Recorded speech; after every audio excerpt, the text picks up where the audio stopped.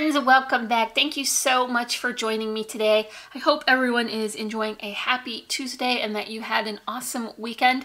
I am here to share another project using the Folio design that I shared in my last video. I asked if you were interested in having a tutorial to create the base, and it was unanimous. You guys did want to see how I constructed the base for that, so that was a beach theme. And then today I'm gonna share with you this book when I'm done with the tutorial. This is obviously Halloween themed, so stick with me and we will make this together. I'm starting the base for the pocket folio with one sheet of cardstock that is 5.5 by 11.5, and I'm going to come in and add my score line at 5.5 and at 6. That is going to give me a cover that is 5.5 inches by 5.5 inches with a 1/2 inch spine. I chose this measurement because I wanted to have the outside be one full sheet. Now, if you have 110-pound cardstock, I would recommend using that. I don't have that in this size, so I was able to just go ahead and use this 65-pound weight. Now, trust me, it is going to be plenty sturdy when I start adding all the layers. So to create the inside pocket, I'm going to use a matting size of 5 3/8, and then this would be pattern paper. Picture this pink as pattern paper at 5 1/4, and that way you're going to get your nice even borders all the way around. And rather than adding this right here to the inside, first I want to attach the pocket. So like I said, the top of the folio is a 1/2 inch, and that is how much we want our pocket to be. So I've got my strip of paper here. This is cut to be 8 inches by 3 inches. I want my pocket to be 2 inches deep, and that will give me a 1/2 inch on the pocket depth, and then 1/2 inch to wrap around the back. And that way I'll have a good amount to secure it down. So there are my two score lines for the bottom. What I want to do is bring in my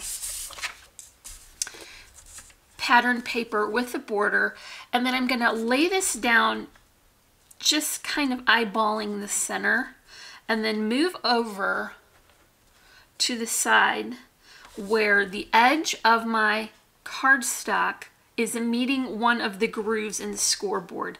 So I'm going to make my score mark right along the edge of that cardstock, and then I'm going to move over a 1/2 inch. That would be the depth of our pocket, and then another 1/2 inch for the amount we need to wrap around the back. Now, you want to do the same thing on this side. You'll slide it over ever so slightly. That way, when you add the pocket to the page won't buckle, and it'll be a nice smooth finish look. So move that over to where the cardstock meets a groove in the scoreboard, and add that here, and then do 1/2 inch for your pocket depth. And this side doesn't look like we need it to trim off too much. So I'm going to go ahead and trim off the excess from this side. And then I'm also going to go ahead and just crease those score lines so that I know exactly where that good sharp edge is going to fall. Okay, now here is the part where you're going to remove a portion of the bottom because you want to get the bulk of this portion out. So what you're going to need is only this square that is touching both of the pocket depth size. So I'm just removing this whole portion from the bottom, and then also from the side. Created like a little step there. And then come back in and snip up to that corner, so that this will become able to bend upright. So I want to do the same thing for the other side. I'm creating that step by removing the portion at the bottom of the pocket, and then also this portion. So there's my step over here, and then cutting up so that I can bend that and create the bottom of the pocket. It will be helpful if you come back in now and just trim a little bit of a V at the bottom so that you don't have any of this sticking out over the side. Now here's where you want to come in with your adhesive. So if you picture your pocket as folding up like this, you want to add adhesive on both sides of each of these flaps on the side, the outside flaps, and then also to the bottom flap that will be tucked underneath the page. So I'll go ahead and do that. Remember, we're going on both sides. Peel your inside tape first, exposing the sticky part. Then you want to pick one side and line that up to the point here on the outside of the flap. So you can picture that as being very straight and square. And then come over to this side and hold it to the bottom corner again so that you get it on nice and straight, and press that into place. Now bend those flaps in, those tabs from the corner, and then hold the bottom of the pocket so that you can get that lined up perfectly on the bottom, and press that into place. You may have to come in, you see, and remove just a tiny bit of that edge. And then come in with your bone folder and go ahead and put some nice pressure on that adhesive so you get a good contact and it will be a good sturdy adhesion.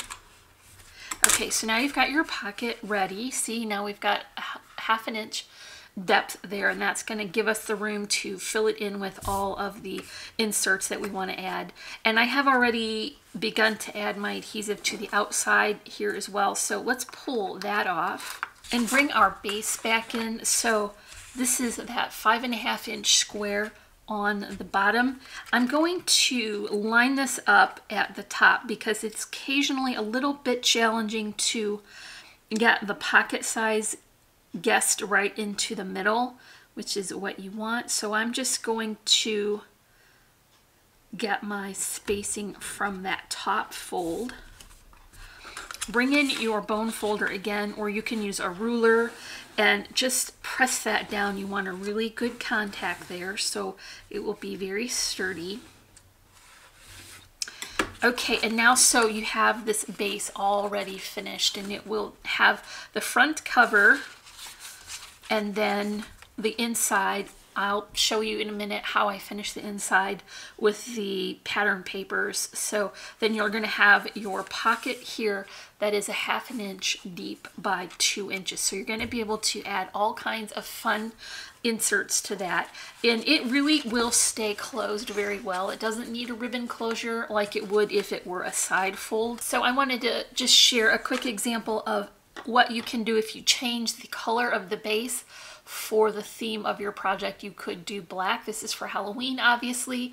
You could bring in red or green or whatever color matches your collection that you're working with. It doesn't have to be white, and I think that it just makes it a little bit more fun to coordinate the base. So I use the same process as the one that I just shared, but like I said, I switched out the colors, and now it's perfect for Halloween. So here is my finished folio, and I am using the Simple Stories Happy Haunting collection. This is one I picked up last year, and I am absolutely obsessed with it. I really love the addition of the pink, and I know that some of my friends are still on the fence about it. I'm talking to you, Marty, but I will win you over. I promise. One day you are gonna love pink for Halloween as much as I do. So this is a really fun collection. It isn't so much vintagey as it is very whimsical. So the paper patterns are chevrons and stars, kind of a doodly hand-drawn star. And then I used the layering techniques that I always do by changing out the scale for the separate layers and using my borders to keep things from looking busy. I used all of my journal cards for the inside, and so I was able to kind of combine two of these smaller images from one of the cut apart sheets to be my focal point. I've layered it on the black doily. It's a little bit hard to see against that dark background, and then I brought in some of the polka dot just to kind of brighten the cover up. Two of those images, this one is popped up on a foam spacer, so now we're getting some fun dimension. And I've been hanging on to this ginormous orange rose for a really long time. This is a Little Birdie Crafts rose, and it was waiting for the perfect project. I think this is it. I don't know how much bigger a flower I could have added, but this is absolutely just perfect for here. I've layered it on some netting. Instead of using my traditional leaves or foliage, I just use this netting with stars, and then I brought in some glitter stars. These are just die cut from glitter paper, and then these flowers are from Really Reasonable Ribbon, and these are I just switched out the center of them so that I could get them to coordinate. So I put a little bit of lace trim on the bottom as well. This is from Really Reasonable Ribbon again, and that just adds a little texture and some interest to the bottom of the pocket. It's topped with an orangey Chanel stem that matched my glitter paper perfectly. I've got a little clip here so I could bring a little of the pink up to the front. Here is my bold check ribbon, and then a couple of small Halloween charms to finish the cover. So this is going to be a very fun and festive cover. So when you open it, it's just similar to my beach themed folio. I've used one of the journal cards as a pocket so that I could tuck in another journal card. This is a great place to include your pictures and journaling and just tuck it in there and have it perfectly secure. Because I layered this like my previous folio, it left enough room so that I could include one nice chunky flower for the inside, and there's room to accommodate that because of how I layered the inserts. I also included a couple of these stickers from the sticker sheet from that collection, and that was a really fun way to add a little extra detail. I've got a couple of scraps left in quite a bit of the sticker sheet, and I've got a special project plan for that. It's built a little bit of a sneaky order that I got in, and I'm excited to start working with it. So that will be coming up next week. I'm not sure if it will be Halloween right away, but I will be saving a portion of this collection for Halloween. So for the inside of my pocket, I'll just show you without the inserts. I went ahead and finished the inside with the matching pattern paper, the top and bottom, because you can see it all at the same time, and I like how it coordinates and looks like it all goes together. So here's another one of those smaller cut aparts. I put that on the pink cardstock border, not only to make it look a little bit nicer, finished look, but it gives it a little bit of extra stability. So because it hangs off of here, I didn't want it to be flimsy at all. I topped this pocket off with a couple of those fun sentiment stickers, and then I finished the back with coordinating pattern paper. It looks really nice, but also it adds a lot of sturdiness, which you really want for these folios. So I've got a couple of different inserts that I worked up with my collection paper, and I'm still using the same pink border pulled from the pattern paper. I cut one of the journal cards into a tag shape.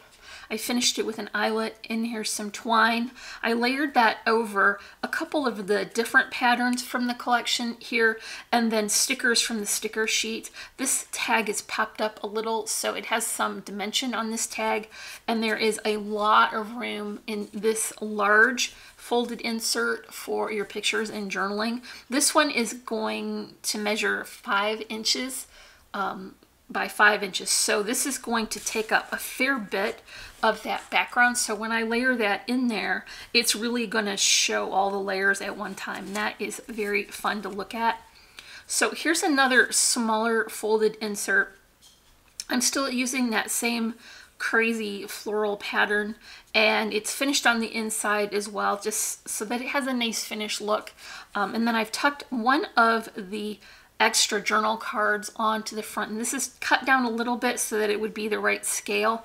I've put one of the stickers from the sticker sheet, and then I've included this on a clip. So if you want to add something to the back, you can easily do that and then just clip that right on there. And you can also use this clip on the inside if you want to tuck something under that you don't want to adhere to the insert. So I'm putting this here, and now you can see how this all lines up to leave me room for that flower. So for my last insert, this is a tag, and I've included the focal image journal card as a tip-in this time, and there's plenty of room on the tag itself. So when you start thinking about the layers on this, this is 5 layers deep. So this is very chunky and heavy and nice. And then also I have been leaving out the flap from the tip-in mechanism that holds it together, because I've been enjoying using this space as a tuck spot. So again, if you have something that you want to include but you don't want to glue it down, if there's writing on the back or what have you, you'll be able to include that and hold it in place without actually sticking it down permanently. So here's the last insert, and I will tuck this in here. There is still plenty of room in this pocket for additional flat keepsakes or mementos, so you can really load this pocket up. It's very deep and very sturdy, so it will be great to include all of your holiday memories and pictures. So that's all for our finished project today. If you haven't checked out our previous video where I first showed this design using the calendar collection from Authentique Paper, that was my 4-sheet challenge for August.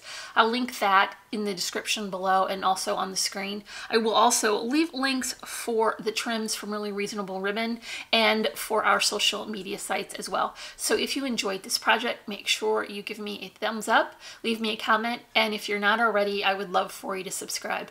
As always, I'm wishing you a happy and productive day, and I thank you so much for watching. Bye.